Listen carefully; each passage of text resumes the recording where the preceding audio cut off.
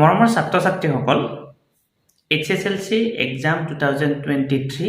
আহি পালে আৰু মাত্ৰ 5 দিন আছে 5 দিনৰ পিছত আনুষ্ঠানিকভাৱে এই মেট্ৰিক পৰীক্ষা আৰম্ভ হ'ব এতিয়া যেহেতু প্ৰায়বিলাক প্ৰস্তুতি তোমালোকৰ ইতিমধ্যে নিশ্চয় সম্পূৰ্ণ হৈছে প্ৰত্যেকটো সাবজেক্টৰ তোমালোকৰ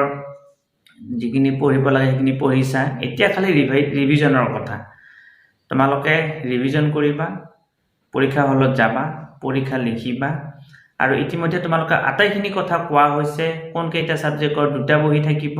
কোন কেইটা সাবজেক্টৰ এটা বহি থাকিব কোন কেইটা সাবজেক্টত 1 নম্বৰীয়া প্ৰশ্ন 45টা থাকিব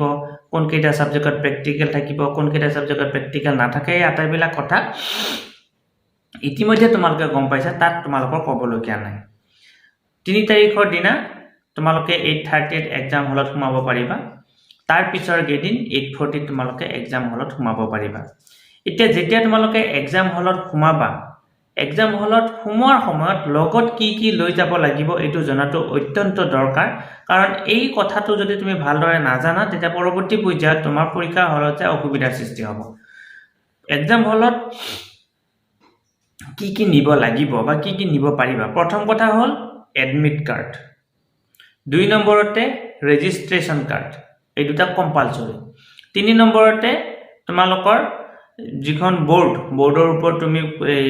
বহিটো লৈ লিখিবা এই বোৰ্ড লিখিব লাগিব ক্লিপবোৰ্ড তোমালোকে লৈ যাব লাগিব কিন্তু ক্লিপবোৰ্ডৰ লগত তোমালোকে কোনো ধৰণৰ হোৱাইট পেপাৰ নিব নোৱাৰিব অকল ক্লিপবোৰ্ডখন নিব লাগিব তিনিটা হ'ল 4 নম্বৰতে কলম মিনিমাম 3টা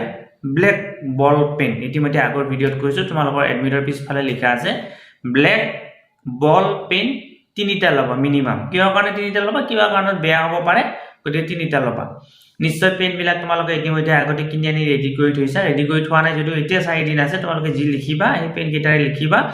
যাতে তোমালোকৰ ধৰি যেনেকৈ লিখাৰ প্ৰেক্টিছটো হয় বা মিলি যায় আৰু মানে কলমটো অকমান চালু হয় কাট পেন্সিল ৰাবাৰ কাট পেন্সিল জোঙা কৰা শাৰ্পনাৰ স্কেল জ্যামিতি বক্স এই আটাইখিনি বস্তু তোমালোকে লৈ যাব লাগিব মই কি কলো এডমিট কাৰ্ড ৰেজিষ্ট্ৰেচন কাৰ্ড ক্লিপবোৰ্ড কলম 3টা কাট পেন্সিল জোঙা কৰা শাৰ্পনাৰ ৰবৰ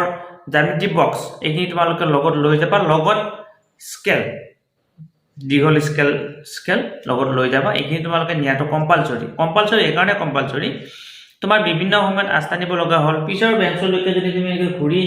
কম্পাসটো আনিব খোজা বা স্কেল পাত আনিব খোজা সেই সময়তে যদি এক্সটাৰ্নেল ইভালুৱেটৰ জন তোমালোকৰ আহি পালে তেতিয়া তোমালোক কি হ'ব পাৰে তুমি পিছৰ পৰা চাই লিখি আছা তোমাক এটা ধমকি দিব পাৰে তোমাক ৱাৰ্নিং দিব পাৰে বা তেখেতে মাৰ্ক কাটি দিব পাৰে গতিকে এইখিনি কৰিলে বা তোমাক মাৰ্ক নাকাটিলে তোমাক থিয়া কৰালে তুমি থিয় হোৱা কোনখন স্কুলৰ পৰা তুমি আহিছা তোমাৰ ৰোল নম্বৰটো চাও তুমি পিছৰ ছাত্ৰ বা ছাত্ৰীজনে কি লিখি আছে তুমি কি লিখি আছা সেইটো যদি মিলাই চালে সেইখিনিতে তোমাৰ কি হ'ব তুমি মানসিকভাৱে অশান্তিত পৰিবা আৰু ব্ৰেইনটো তোমাৰ ডাইভাৰ্ট হৈ যাব গতিকে ব্ৰেইনটো ডাইভাৰ্ট হ'ব নালাগিলে তুমি কি কৰিবা এক্সাম হলত এইখিনি লৈ যাবা এক্সাম হলত কোনো ব্যক্তিৰ লগত ছাত্ৰ বা ছাত্ৰীৰ লগত কথা পাতাৰ সিস্টেম নাই নিজে বৰ ধুনীয়া কৰি লিখা একেবাৰে শেষৰ পাৰ্টত গৈ 10 মিনিট 15 মিনিট সময় আগত কিবা অলপ সুধিছে কিবা সুধা নাই এটা বেলেগ কথা কিন্তু আগতে 1 ঘণ্টাৰ পৰা যে সুধিব কিবা কৰিবা সেইবিলাক নকৰিবা সেইবিলাকে তোমালোকৰ পৰৱৰ্তী পৰ্যায়ত দিগদাৰ কৰিব এবাৰ যদি এক্সটাৰ্নেল ইভালুৱেটৰ বেলেগ কথা তোমাৰ যিজন গাৰ্ড থাকিব